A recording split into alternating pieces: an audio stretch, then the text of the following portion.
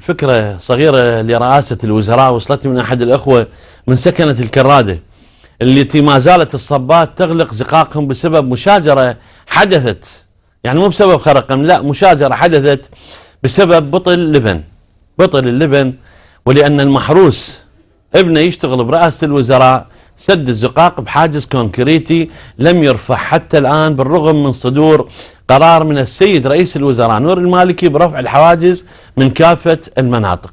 وما أدري هذا البطل اللبن شنو، لبن مال عصفورة، ما أدري مال ايش، يعني على مود بطل اللبن سد الشارع، هسه الناس كلها دايخة ومنين تطلع منين تجي، على مود والله شنو الأخ يشتغل برئاسة الوزراء والله وتعارك ويا جيرانه على بطل لبن، هم زين ما تعارك على بطل عرق، يمكن كان صارت بالبطالة بيناتهم.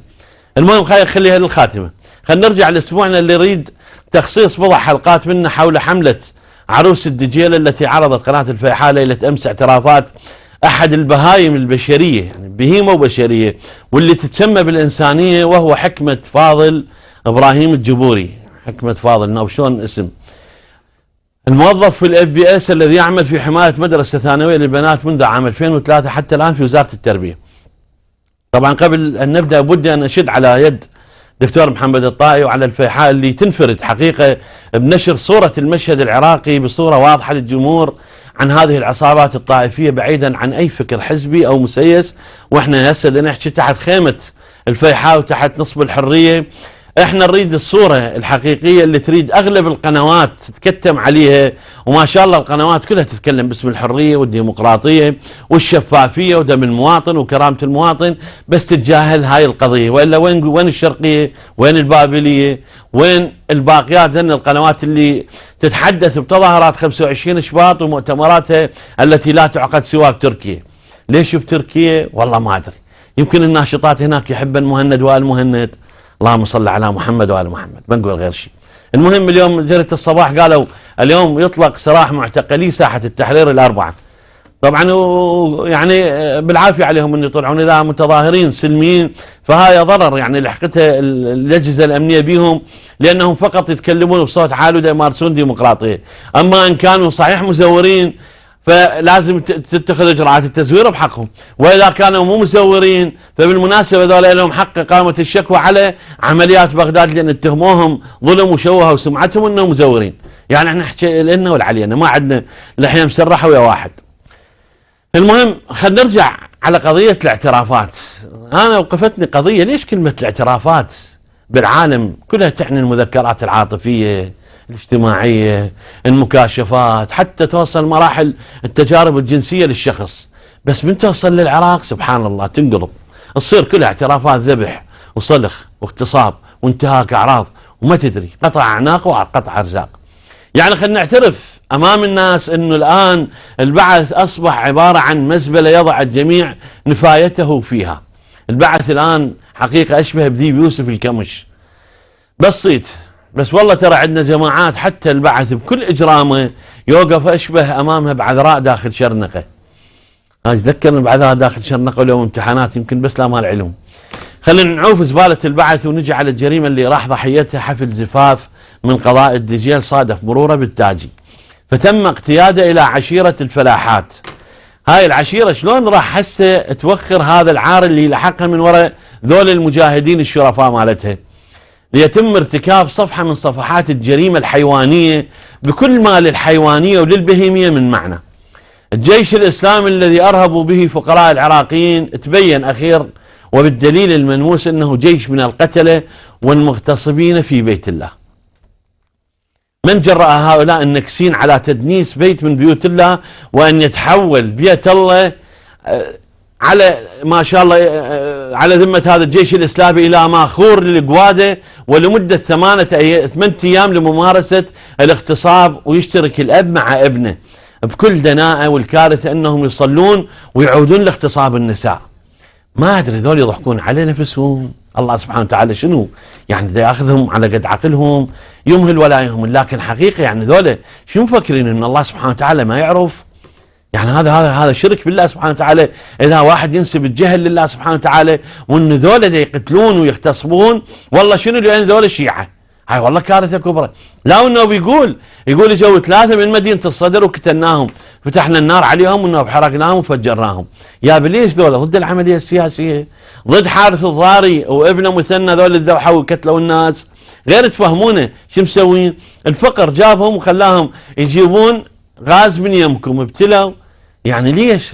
والله العلي العظيم مو كارثه كبرى؟ مو هاي هذول النماذج البهايم اللي راد يسوون حرب طائفيه بين العراقيين ككل، مو بين بس الشيعه والشيعه والسنه والسنه، بين الشيعه والسنه، وتعلق للضالين على مود والله شنو الزرقاوي، على مود المشتعل بصفحته هو وبن لادن، والله على مود ترتاح قبورهم. الحمد لله حتى بن لادن قبر مال، حتى الارض نفته مثل العباسيين ولا تلقى لهم قبر. ما ادري يعني هذا الكم الكبير من المجرمين والنوب اسمهم عراقيين يقتلون كم كبير ايضا من العراقيين الذين خرجوا من فرحه الى قبر مائي مجهول واصبحوا فيما بعد طعما للاسماك في دجله. القاتل الاكبر امام جامع ام شيطان مأبون يشبه ابو تبارك الذي كان عباره عن مبولة للمجاهدين اللي يصلون خلفه. وفوق هذا انا كتبت احدى المرات قلت ابصر شيخا سلفيا ساجدا وهو يتلو انا فتحنا، وخلفه يقف شيخ سلفي وهو يتلو انا انزلناه، ويبقى الساجد اماما والواقف مأموما ولا ذبيحه سوى اولاد الخايبه. ودائما بس الاولاد الخايبه هم المذبوحين. ولا هل من معقول انه مرور السنوات، خلينا نسال انفسنا ونسال حكومتنا الفايخه الدايخه، يعني معقول اذا تمر هاي ال8 سنوات يعني تلغي ثمن القصاص من هؤلاء؟ والله ليش؟ باسم المصالحة الوطنية راح يتبرأ هؤلاء البهايم من جرائم الذبح والقتل الطائفي والمناطقي ليعودوا إلينا وبراءة الأطفال في عينيهم وكأنهم لم يعملوا شيئا. هل المصالحة الوطنية تجعل الحكومة في حل من تنفيذ القصاص من هؤلاء؟ وين راحت آية القرآن؟ ما شاء الله من يصعدون على الاستياجات مال الخطابة يطلعوا لك ولا الشيخ الوائلي. الآية القرآنية تقول ومن بسم الله الرحمن الرحيم ومن قتل مظلوما فقد جعلنا لوليه سلطانا فلا يسرف في القتل انه كان منصورا.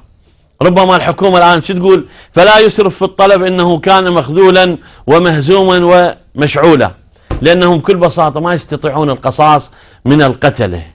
ليش؟ لأن من يمثلهم شريك وعظمة ثور بزردوم الحكومة بحكومة الشراكة الوطنية. وعين عينك، يعني لا تصوروها ترى عيب، لا والله عين عينك. هاك تفضل القاضي منير حداد يقول كل من ساهم بإعدام المقبور صدام اقصي من منصبه. ليش اقصيه؟ باسمها الله هاي الشراكة انا حصلت على انتخابات، والبعث راح يرجع نبشركم، يعني مو بالمناسبة البعث راح يرجع يمكن حتى لو باسم تيار ديني باسم اي شيء لازم، لكن حقيقة روح البعث راح ترجع للعراق. ما ادري يعني حكومة الشراكة صارت حكومة الشراكة مال تخاذل بالتنازل عن الدم العراقي من اجل عيون حمد اللي نهبت، ويمكن ذبحي راح ينكتر من مكانها. طبعا يطز بمن يقول ان الدم العراقي له ثمن غالي. السيد رئيس الوزراء البارحة اشار انه ليس من المقبول ان السياسيين المشتركين بالعملية السياسية يكونون السبب في خرابها، والتي من اثارها نقص الخدمات وفقدان الامن. وهذا ما نهوس به من الصبح لليل احنا وما حد يسمعنا ولا حد يقول. خلينا ناخذ حج كامل من الديوانية. حج كامل. السلام عليكم. وعليكم السلام حجي. حياك الله وحيا هاي الفضائية اللي تحكي لسان حال الناس الفقراء والمساكين.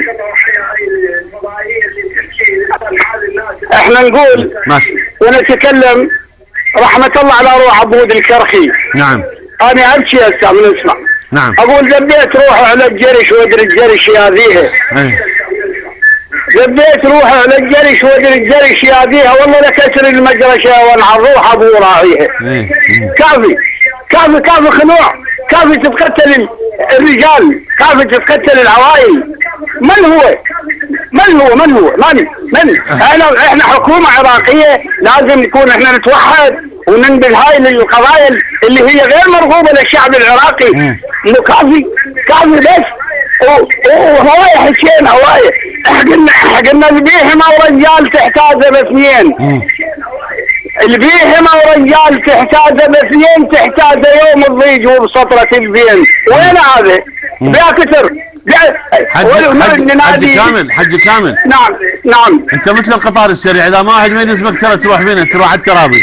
هسه انت شنو رايك ان نطالب الحكومه بالقصاص من هؤلاء وان يعدموهم امام الناس او بالتلفزيون، لكن حقيقه على مود يريحون قلوب الناس اللي انكتوا اهاليتهم. شنو رايك؟ انا رايي ايه؟ انا رايي يا استاذ، رايي غير سيد رايي انا هذا البسيط. نعم. والله لحرقه هو وعشيرته من الصاف وين مسماته؟ ليش يخون الوطن ويقتل الناس الابرياء؟ احنا محروق ضمننا حتى على هذول اللي ماتوا بالفجار في تكريت ما ادري بمكان اخواننا، لكن احنا نريد نلم شمل العراق. اجب واستنكر هذا العمل بالجامعه. لماذا احنا ما نتاخر؟ اقول انا على ابو الواشي وجده وعظمنا ما مشى بدربه. وجده سويت عنا نور مكه وجده لقيته بحضرموت يخوم علي. لماذا هاي الخربطه؟ شكرا حاج كامل، شكرا بارك الله بك. ذكرتنا بعبود الكرخي يقول والله لكسر المجرشه وانحر على الفلوجه، الحلوه الصحيحه كاسده وصار الوقت للعوجه. صدق 35 سنه صار للعوجه، كانما الرجل يستقرأ الموضوع، هو قال عوجه بس ما يدري انه العوجه راح تشتغل. بالمناسبه احنا البارحه اكو خبر انه حركه الوفاق صدرت بيان برأت به الدكتور اياد علاوي من علاقته بهذا المجرم فراس الجبوري. طبعا بالمناسبه احنا قبل الوفاق احنا حكينا على هذا المنبر البسيط انه قلنا السيد علاوي ما عنده علم الغيب على مود يعلم انه هذا مجرم او غير مجرم. ما معقول يعلم انه قاتل هيك وسوي هيك ويتصور انه يرضى عليه حتى لو كان ضد العمليه السياسيه باكملها، لكن كان رئيس وزراء ويعرف معنى السلطه، لكن هاي وخرها خليها على صفحه. بس احنا من حكينا قبل ودافعنا بقناه الفرات وقلنا يابا السيد السيستاني ترى ما يدري بمناف الناجي، قالوا لا شلون مو هذا رأس الحوزة العلمية ويجب أن تفلش الحوزة العلمية لأن مناف الناجي بيها. زين هسه مو نفس المنطق، هم البعثية كانوا حكوا ضدي، هسه ليش يلا خلي يقدرون يحكون ضد الدكتور اياد علاوي. بس الكارثة الكبرى احنا موضوعيين وما يهمنا هذول الزباله يحجون لو ما يحجون مو قضيتي، يعني ما يهمنا هذا منها الطب ومنها تطلع على قولة صاحبنا اللي يقول الله خلق ثانيا وحده تعلم الطب والحكايه منها الحكي الزايد والما ينفع الناس لا ينكت في الارض، زبد ياتي به البحر من كل مكان. لكن القضيه احنا دافعنا على الدكتور اياد علاوي في وقت اكو كثير من الهجومات على الدكتور اياد علاوي بقضيه باطله، لان الرجل يعني مو الا انه ماخذ صوره وياه انه يعرفوا شكو ماكو. كثير من الناس هم قاعدين يم سياسيين وقم علماء هم مجرمين حقهم، يعني الله يعلم الغيب هو ما يعلم الغيب. يعني من قلنا السيد السيستاني ما يدري مناف الناجي قلبوا الدنيا علينا قلب ورادوا فقط يسقطون الشيعه عن قضيه فاسق واحد طلع من هاي القضيه. لكن هي كارثه كبرى، يعني هم بعثيه تحكي حسنا ملص عباس بيزن. خلينا نرجع، هذول عراقيين وبالسلطه يقتلون وبالسلاح الحكومي وياخذون الرواتب الحكوميه. الان اختلط الحابل بالنابل. ابو ذيبه المصري قواد مصري ياتي الى العراق ليصبح 25 بهيمه في قريه الفلاحات بيده يعملون بامره وفتوى في اذكاء الفتنه الطائفيه. يقلدون مصرف فتواه التي تبيح قتل الشيعة لأنه بنظر أبو صخلة المصري أنهم كفرة، وهذا ما شاء الله يأخذ ملايين الشيعة من يأخذون الفتوى مرجحا. وسيد السيستاني الله يطول عمره فإنهم جهلة وكفرة. طبعا بالمناسبة هذا متأتي كله من الفكر السلفي اللي إجانا من الملك عبد الله وجماعته من فتاوى بن جبرين وابن عثيمين وابن نعلين ومنها المال حمل جمال. ابتلينا العراقيين من ابن ومن ابن. زين هذا ذا ابن راد يكفر الشيعة، زين ابوه ايش راح يسوي؟ هذا ابن جبرين يريد يكفر الملايين، لعد ابو جبرين ايش راح يسوي ما تدري. البعث يا ساده يا كرام خرج من الباب وسيعود من الشباك بوجود